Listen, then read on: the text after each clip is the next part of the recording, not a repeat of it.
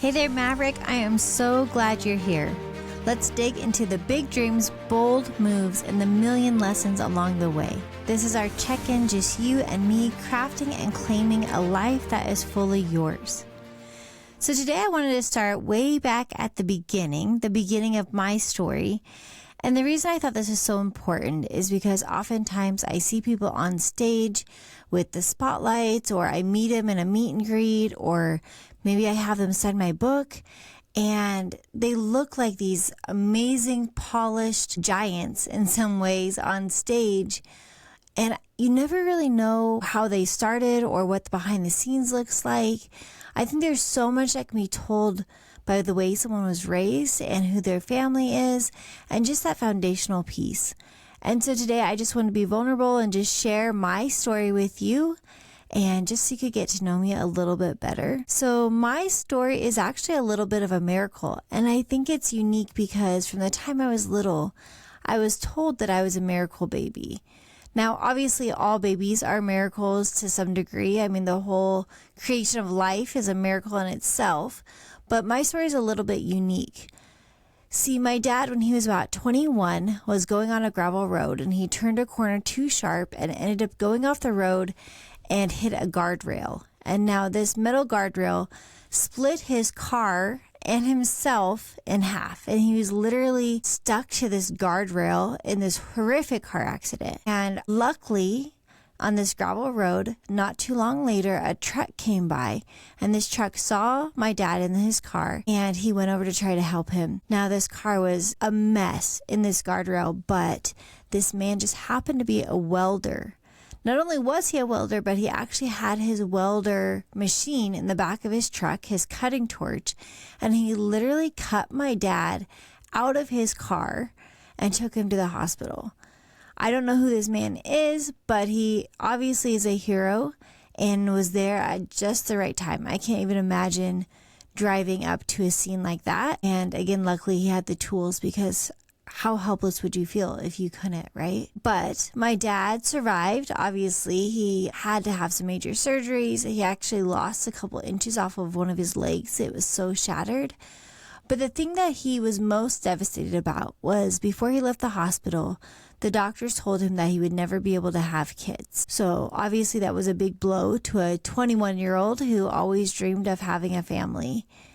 So fast forward about 8 years later, and he actually reconnected with my mom. They went to high school together in this same small town of Seward, Nebraska, but they reconnected. My mom had already been married twice by the age of 30, and her previous husband had left her during her pregnancy.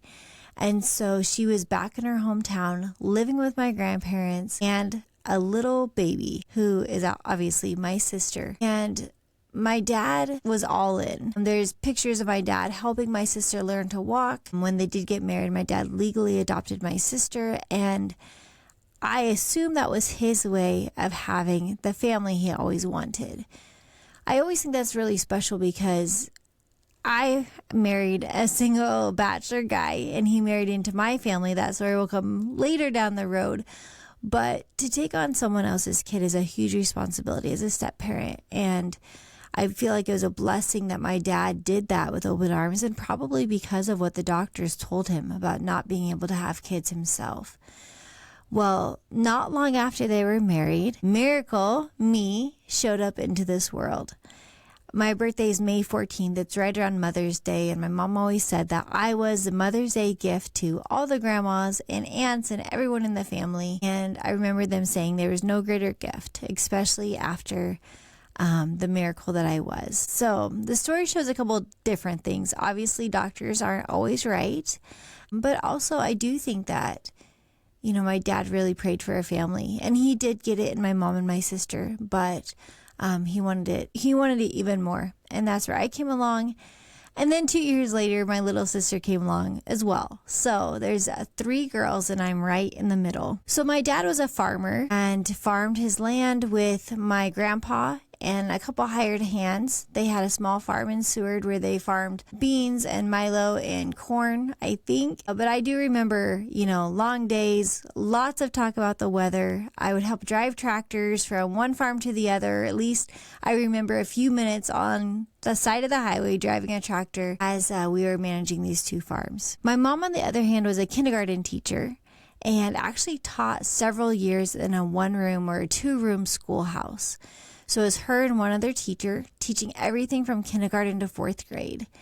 And I spent a lot of time in this schoolhouse. It was in a little town called Garland, Nebraska. The school's not even there anymore. It consolidated into a bigger school. But as teachers do, we'd spend time there in the summer, setting up our classroom, making bulletin boards, reorganizing books and toys and things like that. But it was a very, again, a small, quaint school that you probably don't see many places, but still existed in the 90s in Nebraska. So to think of my mom, not only was she the teacher, but she was also, her and the other teacher, they were the lunch ladies and the PE teachers and the nurses, and really with just a staff of 2 for the whole school. They wore a lot of hats. So the farm I grew up on was, in hindsight, just this magical farm. And I'm so grateful for the days I spent just exploring. My mom was probably grading papers and my dad was probably still in the field. And so it gave me and my sisters just a lot of freedom, a lot of independence, a lot of time to explore. Our favorite thing to do was to try to find farm kittens. We always had farm cats, and they'd have their little litters of kittens, and we'd spend all day searching for them, listening for this little tiny meow. You'd hear the meow, and then it was like hot or colder. You'd try to move closer to it, and then you'd have to listen again. A couple minutes later, you hear this little tiny meow, and you'd run and try to find it, and it'd take us all day. By the time we found the kittens, the mother would be on to us and would move them again for the next day. So our search would start all over. So that was my life up until I was about 8 or 9 years old, and my parents surprised me with the news that they were getting divorced. For me, it came out of the blue. I'm sure that it was going on behind the scenes a lot longer than they let on. But unlike most families, my parents didn't fight in front of me. I maybe had heard one argument while I was trying to sleep one night, but otherwise, I didn't hear the arguments. And I actually went on a vacation to California with my 2 sisters. We went on this great vacation to visit my uncle. We did Disneyland, we did medieval times, we did all the things California has to offer. And when we came back from the airport and we drove straight to my grandparents' house that lived in town. And when we started to question my mom, she said, well, this is where we're going to live, at least for now. So in that week that we were gone, that's when she packed up herself and us 3 girls from the farm. So it was a big adjustments for a lot of ways. I was leaving the farm that I absolutely adored.